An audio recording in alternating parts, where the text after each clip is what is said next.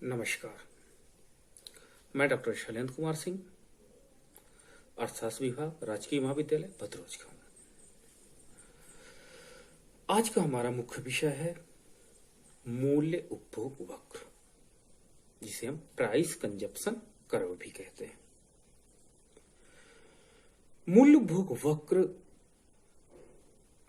की अवधारणा ये स्पष्ट करती है कि जब किसी वस्तु के मूल्य में परिवर्तन होता है तब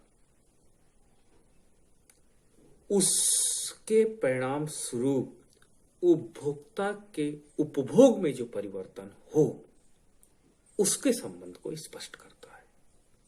अर्थात यदि किसी वस्तु के मूल्य में परिवर्तन या मूल्य बढ़े या मूल्य घटे, उसके परिणाम स्वरूप उसका उपभोग बढ़े या घटे, इन दोनों के बीच के संबंध को जो वक्र स्पष्ट करे उसे हम मूल्य उपभोग वक्र कहते हैं।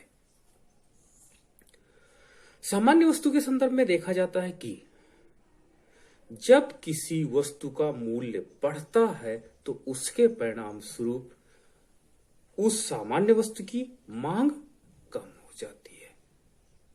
अर्थात सामान्य वस्तु के संदर्भ में मूल्य उपभोग वक्र ऋणात्मक ढाल का पाया जाता है। मान लीजिए दो वस्तुएं हैं, एक्स वस्तु एक्स अक्ष पर है, वाई वस्तु वाई अक्ष पर है। मान लीजिए एक्स वस्तु का मूल्य कम होता है तो उपभोक्ता एक्स वस्तु की मांग बढ़ा देते हैं, लेकिन इसके रिस्पेक्ट में वाई वस्तु का मूल्य बढ़ जाता है। भले वाई वस्तु के मूल्य में कोई परिवर्तन ना हुआ हो, लेकिन एक्स वस्तु के मूल्य में परिवर्तन होने के कारण एक्स वस्तु के संदर्भ में वाई वस्तु का मूल्य बढ़ जाता है और उपभोक्ता उस वस्तु का मूल्य कम करने लगते, वो उस वस्तु की मांग कम करने लगते हैं। अप्रत्यक्ष संबंध के कारण ऐसा होता है तो भी हम उसे सामान्य वस्तु कहेंगे। मान लीजिए एक एग्जांपल हम देखते हैं। हमारे पास आइडिया और बीएसएनएल दो सिम है, दोनों 600 रुपए का 3 महीने का पैक प्रदान करते हैं। मान लीजिए आइडिया 500 रुपए में अपने 3 महीने के पैक को जारी रखता है तो आइडिया की डिमांड पहले से बढ़ जाएगी, लेकिन आइडिया के रिस्पेक्ट में अब हम कहेंगे बीएसएनएल कॉस्टली हो गया है, अर्थात उसका मूल्य अधिक हो गया है। तो बीएसएनएल की डिमांड पहले से कम हो जाएगी। अतः यहां पर आइडिया और बीएसएनएल दोनों सामान्य वस्तु का बिहेवियर प्रदर्शित करेंगे। आइए हम इसे रेखा चित्र द्वारा स्पष्ट करते हैं।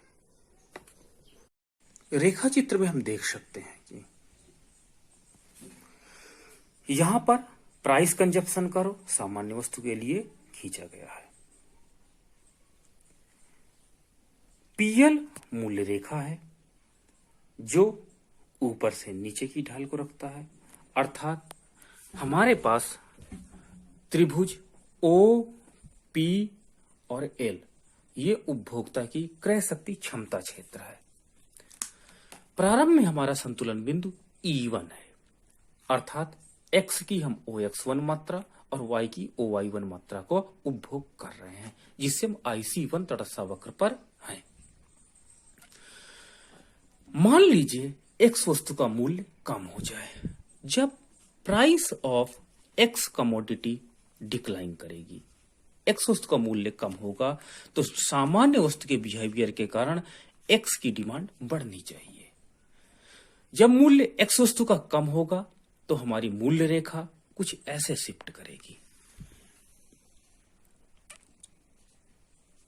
क्योंकि y वस्तु के मूल्य में कोई परिवर्तन नहीं हुआ, अतः मूल्य रेखा y में उसी बिंदु पर स्टार्ट होगी। लेकिन x वस्तु का मूल्य कम होने के कारण मूल्य रेखा दाहिनी ओर खिसक जाती है और हमारा त्रिभुज इसे क्रय शक्ति क्षमता त्रिभुज कहते हैं, पहले से इंप्रूव हो जाता है। हमारा नया संतुलन बिंदु IC2 प्राप्त होता है, जिस पर E2 बिंदु है। X की हमने मांग पहले से बढ़ाकर X2 कर दी और Y की मांग पहले से कम हो गई। क्यों? क्योंकि X वस्तु का प्रत्यक्ष रूप से मूल्य कम हुआ, इसलिए X वस्तु की मांग पहले से बढ़ जाती है, X1 से X2 हो जाती है। लेकिन Y वस्तु का मूल्य अप्रत्यक्ष रूप से बढ़ जाता है, और जब प्राइस ऑफ Y वस्तु का मूल्य बढ़ जाता है तो उसकी डिमांड पहले से कम हो जाती है। तो अतः ये नॉर्मल वस्तु होगी और ये भी नॉर्मल वस्तु होगी। दोनों नॉर्मल कमोडिटी का बिहेवियर दिखाएंगी। इस पर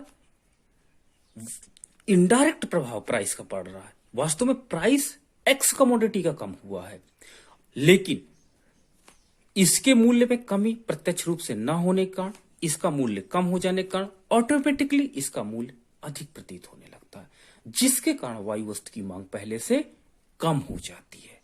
इसी प्रकार यदि एक्स वस्तु का मूल्य और कम हो जाए और तो हमारी नई मूल्य रेखा PL2 हो जाती है।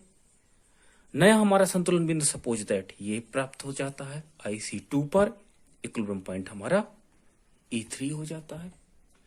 X की मांग बढ़ करके हमारी X3 हो जाती है और Y की मांग हमारी जो होती है और घट करके Y3 हो जाती है।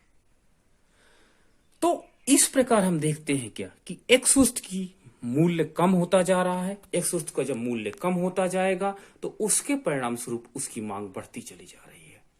उसके संदर्भ में Y वस्तु का मूल्य बढ़ता है, जिसके कारण उसकी मांग घटती है। अतः दोनों बिहेवियर नॉर्मल कमोडिटी के हैं। X का मूल्य घट रहा है, Y का मूल्य बढ़ रहा है। X की मांग बढ़ रही है, Y की मांग घट रही है, अर्थात दोनों कमोडिटी नॉर्मल होंगे। संतुलन बिंदु E1, संतुलन बिंदु E1, संतुलन बिंदु E2 और संतुलन बिंदु E3, तीनों को मिलाने पर जो रेखा हमें प्राप्त होती है उसे हम PCCN कहेंगे, अर्थात नॉर्मल कमोडिटी के लिए मूल्य रेखा होगी। ये मूल्य रेखा हमें यह प्रदर्शित करती है कि जैसे जैसे एक्स वस्तु का मूल्य कम होता जाता है उसके परिणाम स्वरूप उसकी मांग बढ़ती जाती है, और वाई वस्तु का मूल्य जिस संदर्भ में बढ़ता जाता है उसकी मांग घटती जाती है। अतः यहां पर दोनों वस्तुएं हमारे पास सामान्य वस्तु का बिहेवियर प्रदर्शित करती हैं। नमस्कार।